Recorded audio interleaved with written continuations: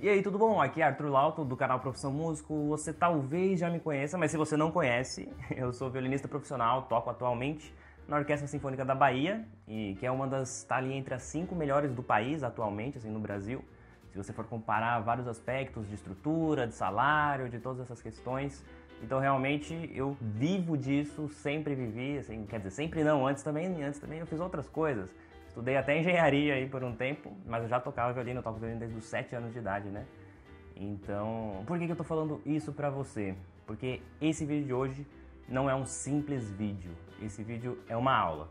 Então, se você quer realmente ter um conteúdo excelente, assim, ó, pra você aprender, pega aí o seu caderno, um lápis, uma lapiseira, uma caneta, o que for, porque você vai precisar escrever muita coisa nesse vídeo. Deixa eu tirar um pouquinho esse zoom aqui, ó.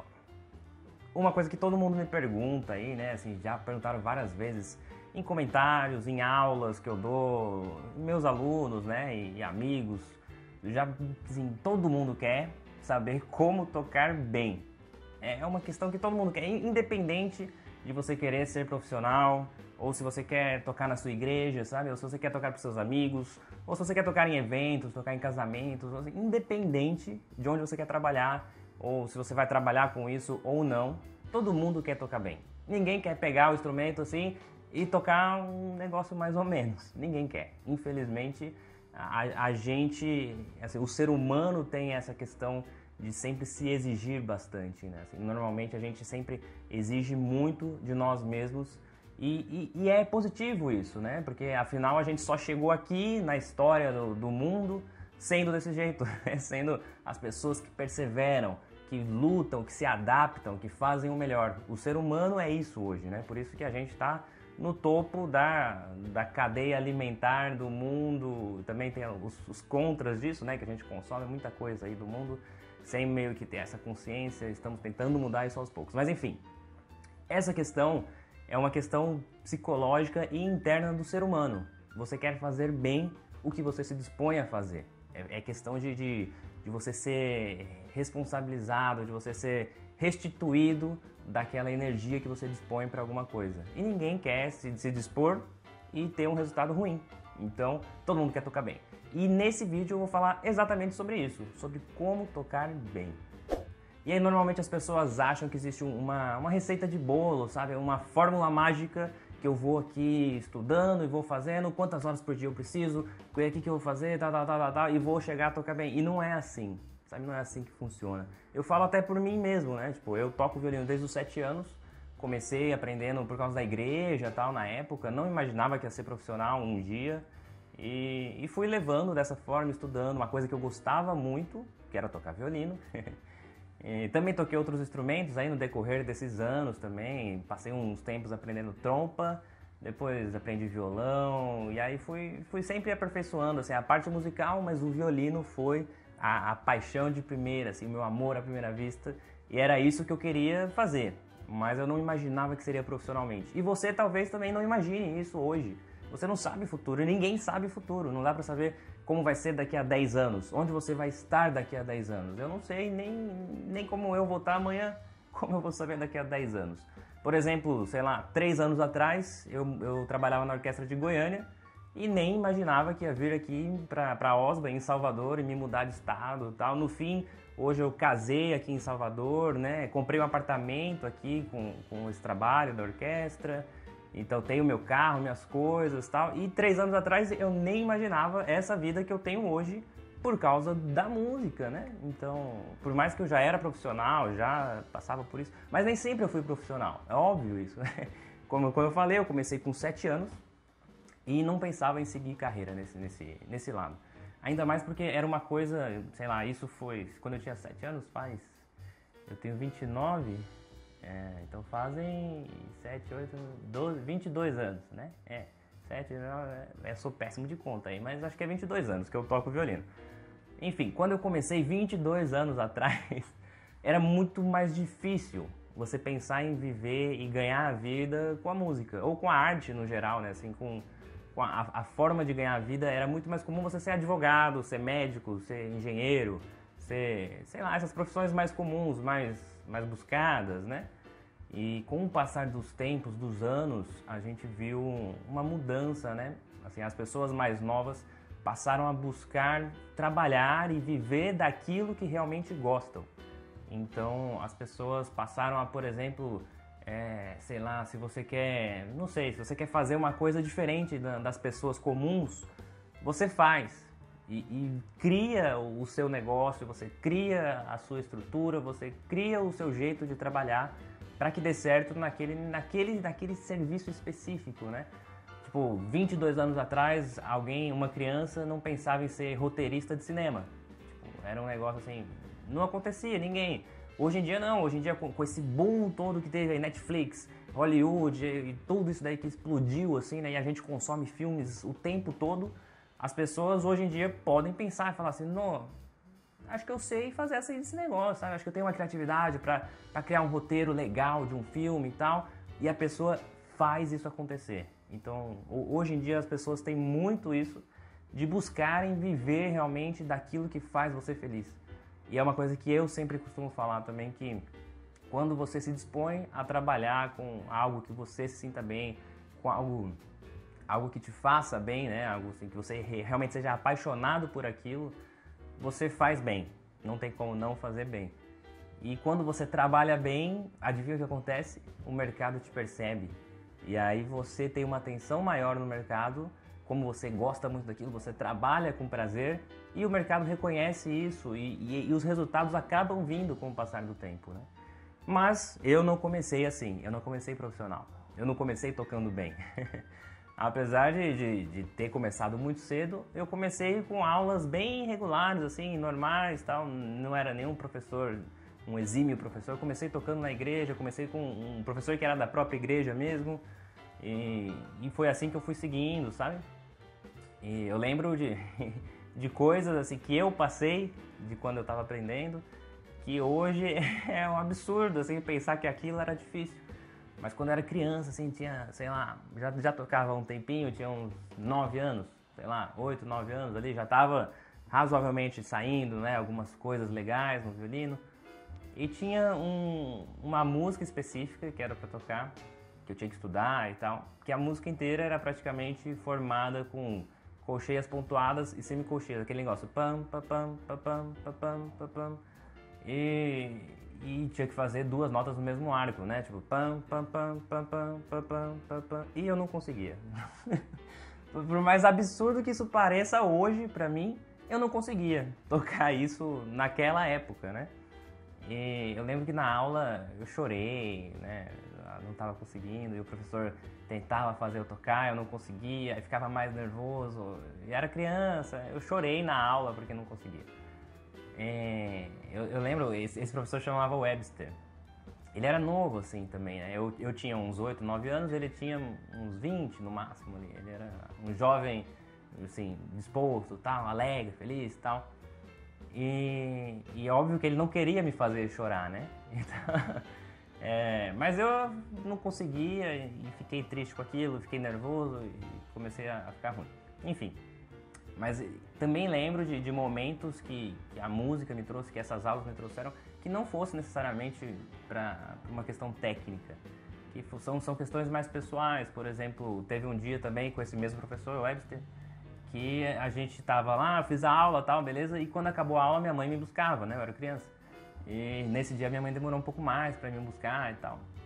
E a gente ficou conversando, mas eu era criança, né, tipo, um adulto com uma criança não tem muito um assunto para conversar, né? Falta meio que aquela interatividade. E aí a gente começou a brincar. Sabe qual era a brincadeira? A gente pegou o arco do violino, esse aqui, tipo, pegou o arco do violino e ele colocou Kennedy no som lá, e aí a gente começou a fingir que tava tocando sax reto com o arco do violino. Foi super engraçado.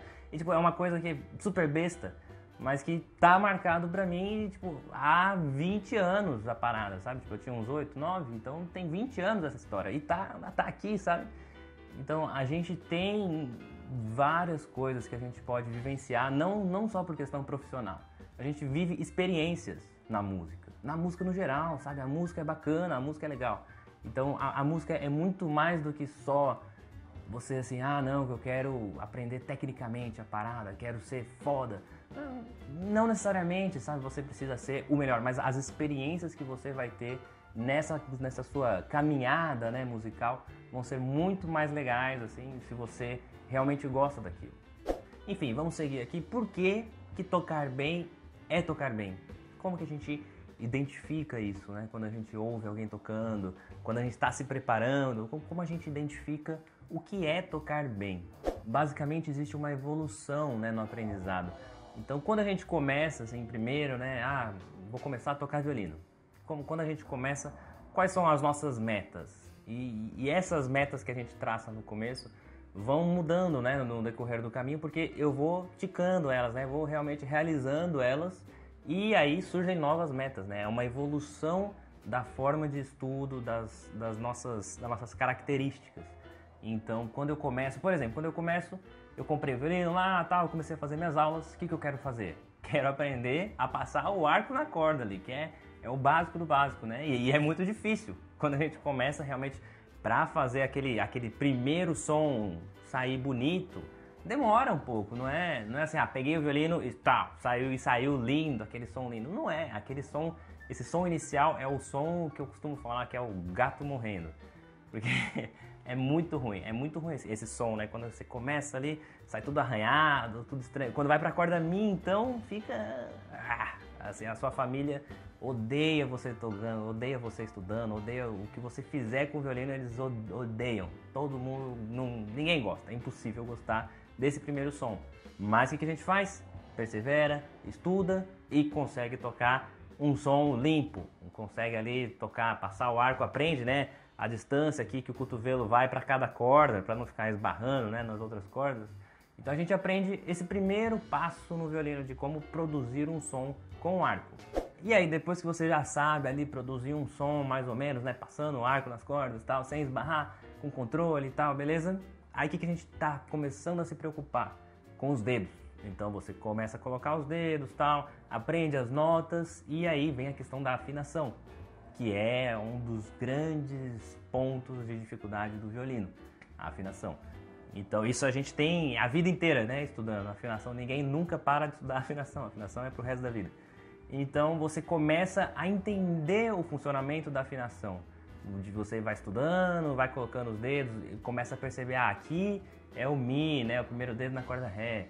Aqui é o Fá, e aí você vai começando a entender, usa o afinador e vai aprendendo essas questões de afinação. Então já é uma meta assim altíssima para quem estava no zero e saiu, aprendeu a passar o arco, depois aprendeu a afinar, sabe? É uma meta extremamente rigorosa, é uma meta super alta.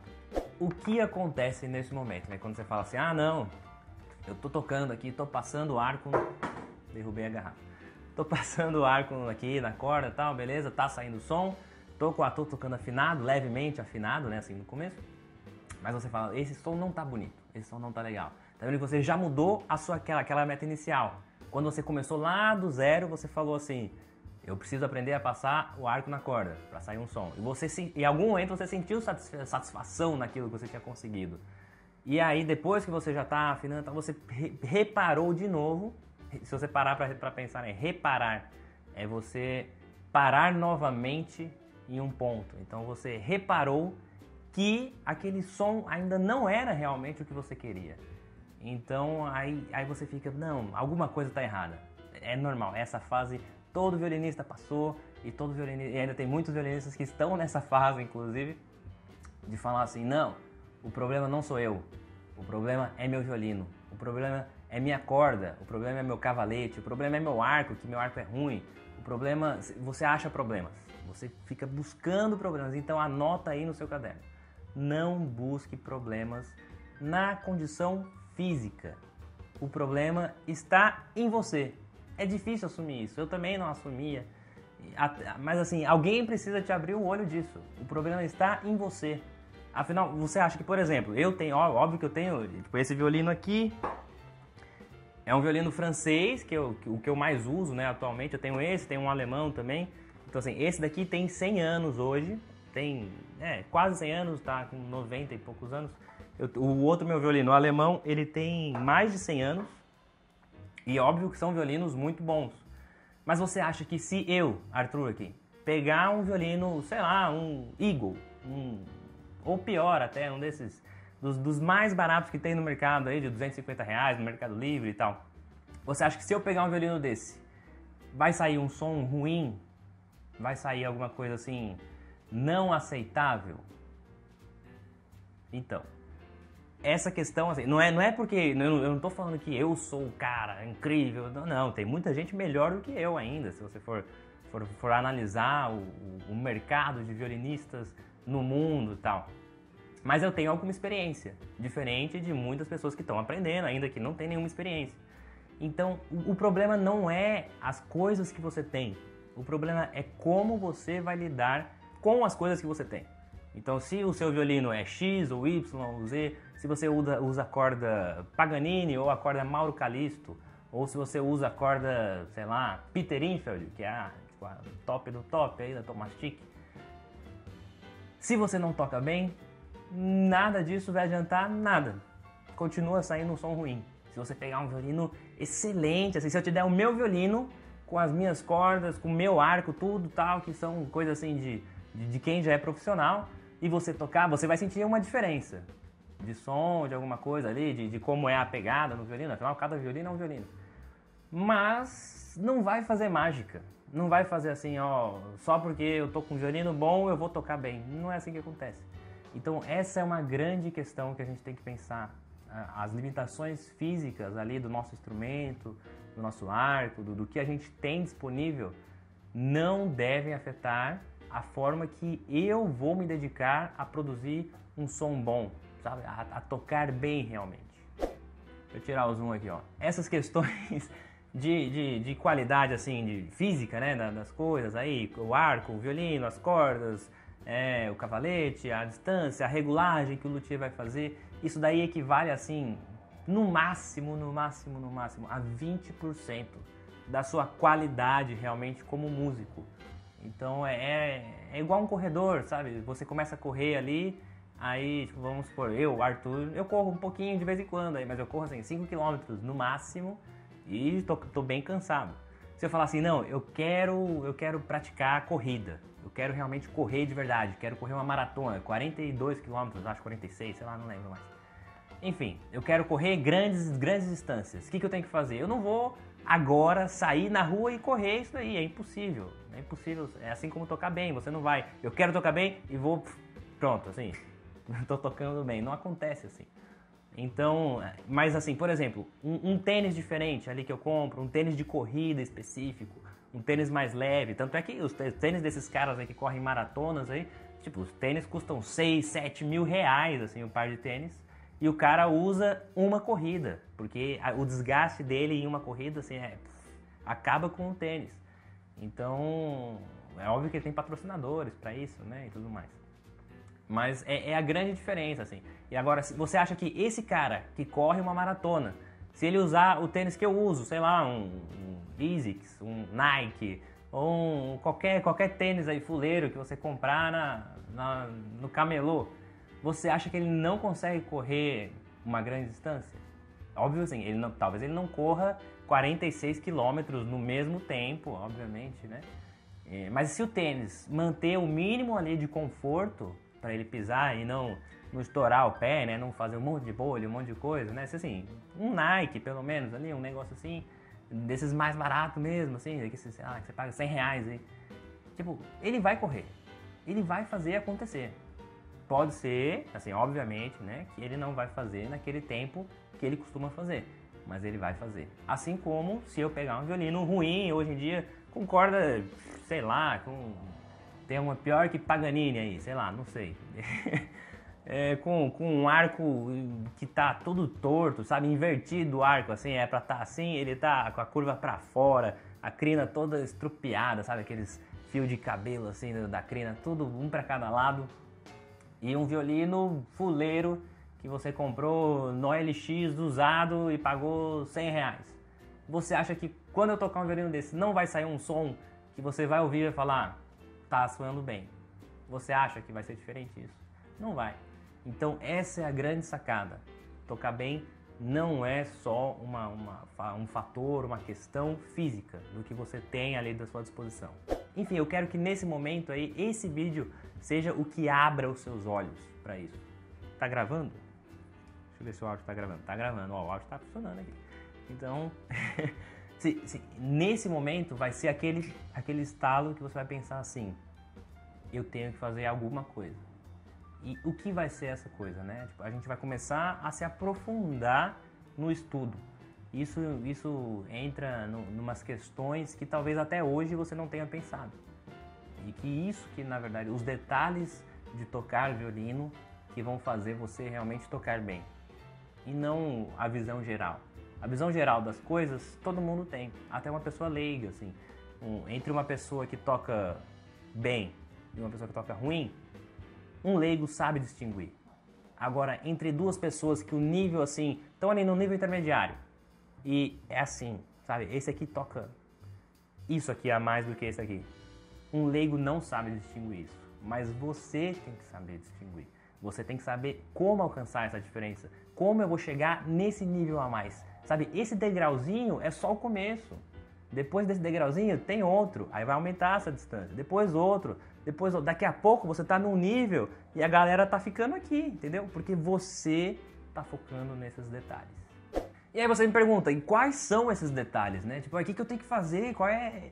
Não, é o que eu falei, não tenho uma fórmula secreta, o segredo, vou escrever um livro, né? O segredo dos bons violinistas. Não existe isso, não existe.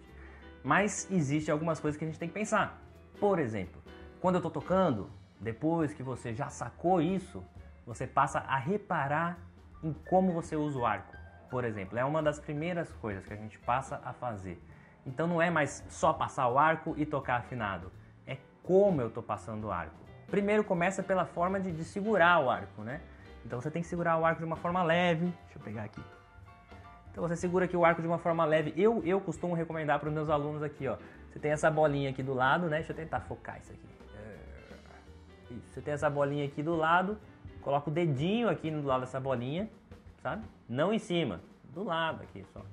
O dedão aqui, o hang loose, vai entrar, vai ficar exatamente aqui, ó, nesse meinho aqui da borrachinha com o talão. Então o dedinho aqui e o dedão do hang loose bem aqui, ó, nesse meio.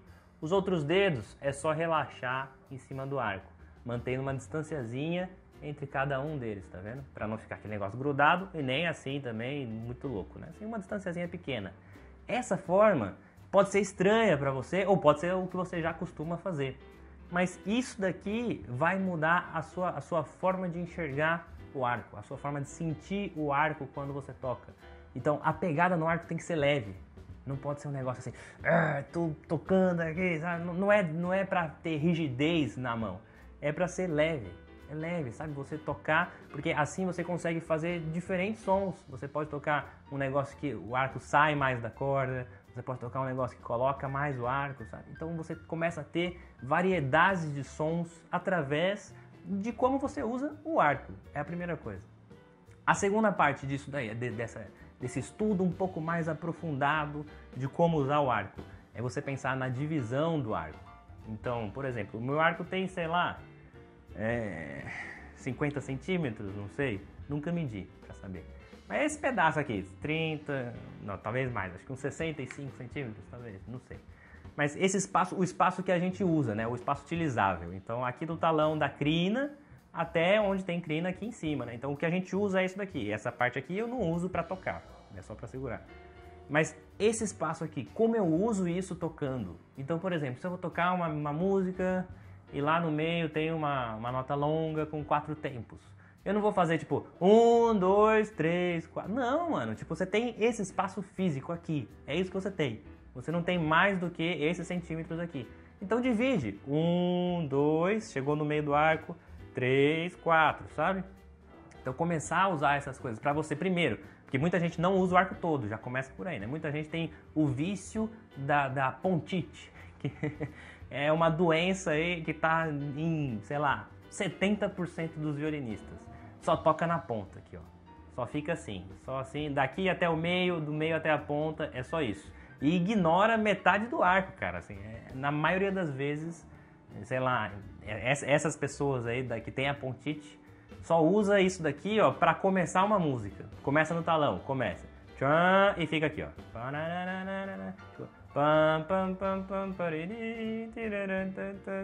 E só fica na ponta. E não é assim. Algumas músicas pode até ser que a gente toque mais na ponta, tal, beleza. Mas não é assim que funciona. A gente tem esse espaço todo físico para usar tocando. Por que eu não vou usar tocando? Isso vai me ajudar muito mais na produção do som, sabe? A ter um som mais consistente. Quando eu tenho mais espaço para utilização, isso reflete no meu som.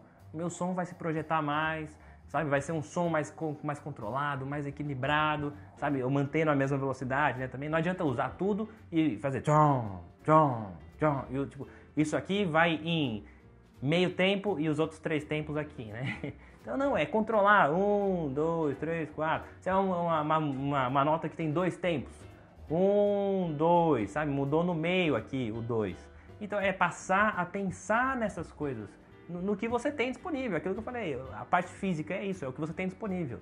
E ninguém tem um arco maior do que esse. Todo violino tem um arco assim, mais ou menos no mesmo padrão. Então tem que usar isso. Se você quisesse tocar do meio pra ponta, você podia usar um arco desse tamanho aqui, entendeu? Ou então, tipo esse aqui, ó. Tem um enfeite aqui em casa, ó. Olha o tamanho desse arco, ó. Aí, você podia usar esse arco, daqui, ó, do meio pra ponta, tá vendo? E dá pra tocar, quer dizer, não dá pra tocar que esse aqui é de brinquedo. Mas assim, é uma coisa, sabe? Você tem que pensar, você tem isso aqui, por que você não usa? Por que você não usa esse espaço? Então, se você já pensa nisso, beleza, é um ponto a mais. Se você não pensava nisso, comece a pensar, usar o arco todo. Então, usando o arco todo, você tem aí o controle, né, físico do espaço do arco, você tem a velocidade, né, para se preocupar, para passar o arco ali com a mesma velocidade, sem acentos, nas mudanças, né, sem ficar tirando o arco, por exemplo, né, quando você tá tocando aqui, vai mudar para baixo o arco, aí tira o arco e volta para baixo, sabe, fica um acento ali no meio que não é para ter, o arco fica geralmente assim colado na corda o tempo todo, sempre grudado, sabe, tocando ali, mudando de arco de direção, mas sem tirar o arco em nenhum momento, porque isso causa um gap ali, um vazio entre uma nota e a outra, e quando volta com acento. Quando você joga o arco na corda, ele sai de outro jeito. Então, para tocar, você coloca na corda primeiro e depois desliza. Então, e depois disso não sai mais, fica lá sempre na corda, sabe? Mudou de corda, mas sem tirar e colocar na outra corda. Mudou, é só aqui, ó, só a giração aqui, a giração, é essa palavra, não, a rotação aqui do punho, sabe? Para fazer a mudança de corda. Então tá na corda sol, ré, lá, mi, sabe? É só girando, não precisa tirar e voltar, sabe? Tô tocando na corda lá, vou lá pra corda sol. Tira e não precisa fazer isso, sabe? É um movimento inútil, que só vai te dar, vai tirar o seu valor, né? Que vai deixar esse gap, esse vazio aí no meio e te fazer tocar com acento quando você mudar de corda. Então é ter esses pequenos controles do arco. Aí depois, vamos falar, não, já falamos bastante de arco, não chega de arco, não vou falar de arco mais não. Aí depois você tem lá, tá, vou ficar com o violino aqui que tá bonitinho aqui, ó. Porque senão ele vai ficar com ciúmes do arco, que eu fiquei segurando muito tempo o arco e não tô pegando ele. Enfim, mas você fala assim, mas beleza, então já vou pensar em tudo isso e tal, e o que mais que eu tenho que fazer, o que mais que eu tenho que fazer? Uma outra coisa, dinâmica, por exemplo, é uma coisa interessante, né? Então, você já pensou ali em toda a questão do arco, da divisão, e isso te ajuda a fazer uma dinâmica, por exemplo. Você quer tocar piano, quer tocar mezzo piano, mezzo forte, ou forte, fortíssimo. Então, o uso do arco que vai fazer você tocar essas dinâmicas. Então, vai ser uma divisão ali entre a velocidade que você usa do arco com aquela pressãozinha que você passa, sabe? Assim, então, se você quer tocar piano, você vai passar de forma leve, talvez com velocidade, talvez sem velocidade, depende do trecho, né? Então, assim, se você quer tocar, você tem duas coisas, a velocidade e a pressão do arco. Então, se você quer tocar um piano, você precisa ter pouca pressão e pouca velocidade, assim, no geral, assim, sem muito movimento aqui, né, de braço. Então, assim você consegue um piano bem pianinho, assim, aquele piano bem baixinho, é pouca velocidade, pouca pressão, tranquilo, sabe? Aí você quer ir aumentando isso, como faz para aumentar isso? Você passa a usar mais velocidade de arco e mais pressão, e aí o som vai aumentando. Então você vai começando a usar mais espaço no seu arco. Quando você usa mais velocidade, você aumenta o espaço que você está usando, né, no arco. Então você começa a aumentar esse espaço e vai aumentando a dinâmica. Um fortíssimo é mais pressão e mais velocidade, sabe? Quando você vê uma orquestra, assim, todo aquele final de uma sinfonia, sabe? Não sei se você já assistiu um concerto, mas se não assistiu, assista. Porque você vai ver os violinos tocando, assim, o final de uma sinfonia, que geralmente é bem pra cima, aquele sabe? Aquele acorde final bem característico do final de um concerto, de uma sinfonia. Você vai ver que, tipo, os violinos, ninguém tá tocando com isso aqui de arco, sabe? Na pontinha. Ninguém tá fazendo isso. Tá todo mundo assim, ó, usando o arco todo, com velocidade, com muito disso, sabe? Porque você precisa produzir som. E para produzir som, você precisa de velocidade, essa pressão, sabe, no arco. Mas óbvio que para conseguir isso, você precisa estudar, precisa ter o controle dessas coisas. Então é muito importante que a gente saiba como usar o arco, por exemplo, além do controle e tudo mais, para fazer dinâmicas diferentes. Esqueci que ia falar ali. Aí saindo um pouquinho aí, ó, dessa questão do arco, né, do controle do arco, óbvio que ele é muito importante, porque tipo, você tá ali, é o ponto entre você e o violino, é o seu arco.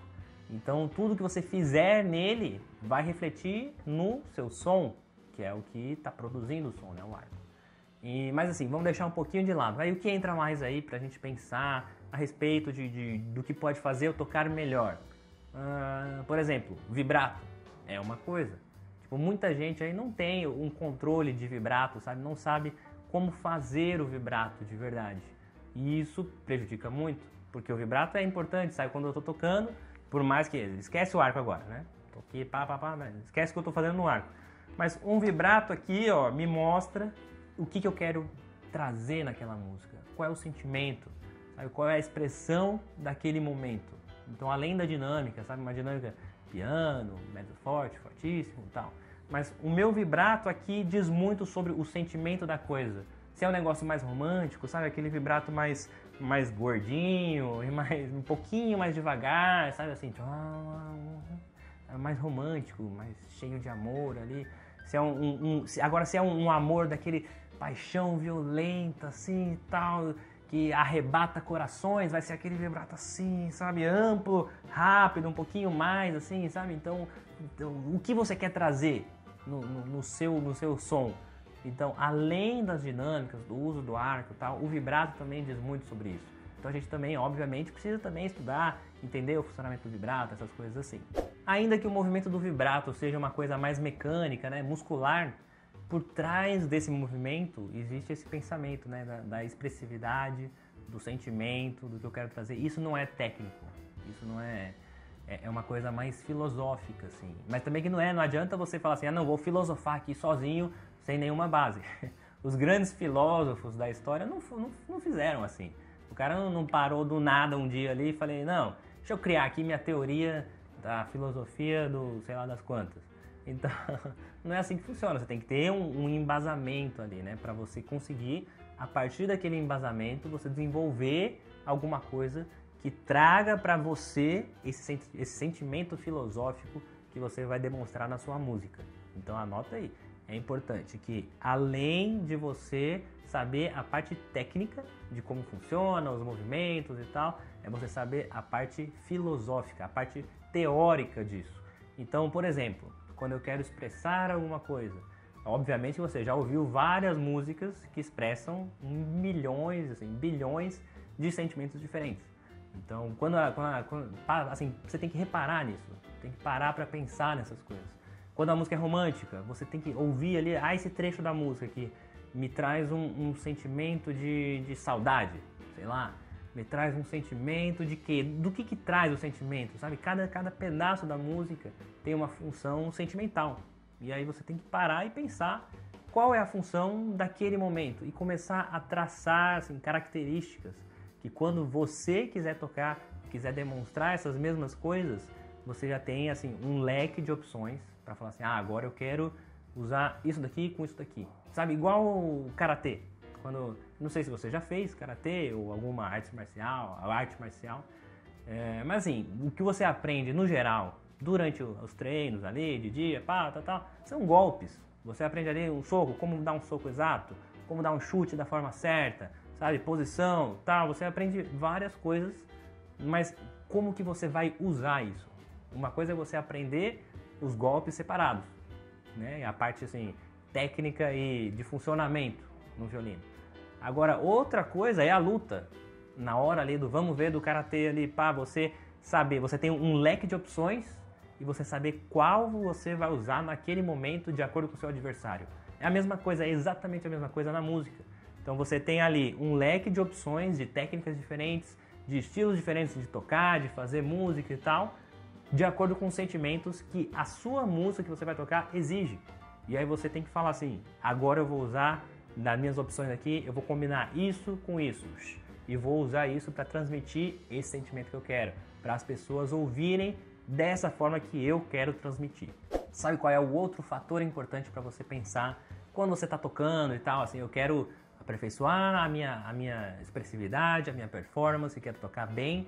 Então, o que mais eu preciso? Você precisa ter uma noção histórica, um contexto histórico daquela música. Então, assim, quando você vai tocar uma música nova, vai começar a estudar e tal, pesquise, assim, antes de você começar a tocar, pesquise sobre aquela música. Vai no Google lá, digita, tal, leia sobre, sei lá, vou tocar o concerto de Tchaikovsky. Estude primeiro como era quando ele foi feito. Em que etapa de vida estava o Tchaikovsky na época que ele escreveu isso. Então, assim, se você já viu alguma coisa, você veria que, por exemplo, Tchaikovsky nessa época tinha acabado assim de deixar a Rússia, porque ele era homossexual e era extremamente ruim essa situação para ele lá na Rússia, porque eles são super quadrados, até hoje são assim, né? E naquela época era muito mais. Então ele era mal visto já pela sociedade, sabe? Então ele teve que sair, ele saiu nessa época. E foi quando ele criou, assim, começou os esboços, né? Esboços, que é um plural metafórico, para escrever o concerto de Tchaikovsky. Então tem vários trechos ali no meio que se você não sabe o que o próprio compositor pensava na época, o que ele passava na época, você pode tocar um trecho que ele colocou para ser super expressivo, melancólico, e você toca como se fosse a êxtase da felicidade, entendeu? Você está tocando totalmente errado, assim. Pode ser que assim, as notas estejam lá, a afinação tá lá, tudo tá lá, mas você está expressando um sentimento que não era necessariamente o sentimento que era para ter, entende? Então existe uma grande questão assim histórica por trás de cada peça, por trás de cada compositor, por trás de cada período, né? Então você começa pelo compositor, passa para a peça, né? O que tem nessa peça, nesse concerto, nessa sonata, né? O que for. E o contexto histórico do período também. Por exemplo, eu não posso tocar o concerto, sei lá, o Lá menor de Vivaldi, que é lá do período barroco, né? Que tem as suas características do período barroco, como se eu fosse tocar o concerto do Tchaikovsky aí, por exemplo. Um é romântico, o outro é barroco. Tá, beleza, eu sei que tem diferenças dos períodos, mas quais são as diferenças? Então você precisa saber essas diferenças para na hora que for tocar... E não é só vibrato, por exemplo, que falam muito disso, né? Não, que no barroco quase não tem vibrato, é bem pouquinho, ali é só no começo da nota, uma barriga. O cachorro tá louco aqui, arranhando a parede. Enfim, não é só essa questão, é toda a questão histórica do que as pessoas queriam naquela época. Você tem que estudar a arte no geral. Qual é a diferença da arte barroca para a arte romântica? Quais são as raízes, sabe? O que está por baixo ali. Se você ficar só no superficial, você vai tocar superficialmente. E não é isso que a gente quer. A gente quer se aprofundar um pouco mais. Quer que o estudo seja assim, ó, profundo, para a gente realmente, quando for tocar, desenterrar tudo isso e empurrar assim para o público, sabe? Jogar para o público um turbilhão de coisas com as suas notas musicais. Isso é a música, não é só nota e tempo e harmonia, melodia, não é só isso a música. A música é trazer essa raiz toda, assim, concentrada e pá, joguei para a plateia. E isso, obviamente, que tem que ser dessa forma, assim, tem que ser estudada, não é de qualquer jeito, senão você não consegue. E para você jogar para a plateia também, aí entra toda aquela questão técnica. Se você jogar, não adianta nada você fazer todo esse estudo, né? E aí na hora de jogar, você joga assim, ó. E aí cai aqui, na primeira fileira do teatro, né? E a gente não tem amplificação, né, normalmente, quando tá tocando. Porque o violino é um instrumento alto. Então, se você não tem a técnica também, você vai fazer assim, e vai cair aqui. Agora, quando você tem todo aquele embasamento técnico, tal, que você, pá, joguei pra plateia, esse arremesso vai fazer que o seu som vá lá na última cadeira do teatro. E aí, isso, então, envolve todo esse conhecimento técnico com o conhecimento filosófico e você junta tudo e pega assim, ó, e vrau, arremessa para a plateia. E obviamente que esse detalhamento aí, tanto técnico quanto filosófico, tal, esse estudo mais aprofundado é infinito. Nunca tem fim. Porque você não vai conseguir nunca aprender tudo que tem para aprender de violino e tudo que tem para aprender de história. Então, quanto mais você trouxer para você, quanto mais você aprender, melhor ainda vai ser o que você vai levar para as pessoas. E seja onde for, isso daí vale para um casamento, para você tocar aquelas músicas que você quer expressar naquilo, vale para tocar na igreja, vale para tudo. É trazer esse conhecimento, assim, reunir tudo e conseguir entregar isso. Bom, esse é o que eu tenho para falar hoje para vocês. Desculpa aí pela duração do vídeo, mas eu acho que vale muito mais esse conteúdo assim do que só falar de entretenimento geral da música, né? Então, se você chegou até aqui, eu vou deixar até um linkzinho aqui embaixo também, assim, num formuláriozinho pequeno para você colocar as suas dúvidas, suas necessidades. E quem sabe eu já não começo a fazer outros conteúdos desse tipo para te ajudar especificamente em uma dificuldade específica aí que você tenha, em qualquer um desses passos que eu falei aqui nesse vídeo para você tocar melhor, certo? Obrigado pela presença e a gente se vê por aí. Tchau, tchau.